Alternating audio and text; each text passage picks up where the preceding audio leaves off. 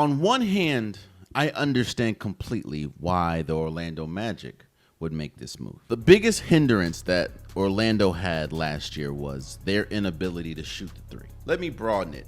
Their lack of consistent offense is essentially what kind of did them in the playoffs. So I understand why you would go get Desmond Bane, who was one of the best three-point shooters in all of basketball last year. That is where the understanding stops when I talk about the Orlando side of it. When you hear Kentavious Caldwell-Pope, Cole Anthony, and essentially 4 first-round picks, that type of package is built for a star. No offense to Desmond Bane, but I don't think he is on that level of stardom that warrants that type of return. What has been proven is a team that has Paolo Banchero, that has Franz Wagner as their best players, is a playoff team, is a really good team, but not a championship caliber team. As much as Desmond Bane addresses one of the biggest needs for the team, I don't think that this makes them any closer to a championship caliber team. He's not one of those players where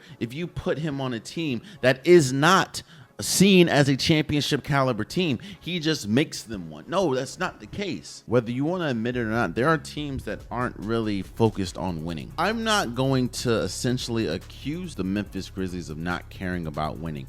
But what I will say is this move doesn't make sense in a winning aspect. If you make this move and then you go ahead and trade John Morant, you go ahead and trade Jaren Jackson Jr., that shows the direction that you're trying to start it up. This move right here is a rebuild starter. At this very moment, the Memphis Grizzlies have come out and said that they are going to keep John Morant and going to keep Jaren Jackson Jr. Mind you, let's not forget, they fired their coach a week or two before the playoffs. Yet another move that would spell, oh, we're not really focused on winning. We're focused on a rebuild, a teardown. You can't say, we're still committed to winning. We're still going to build around someone like John Morant, someone like Jaren Jackson Jr. But then you make a move like trade Desmond Bane for a bunch of picks. That is a smart move for an organization that has said we're going to rebuild. Because if you're not trying to rebuild and you're trying to win, which they said they were, that makes you worse.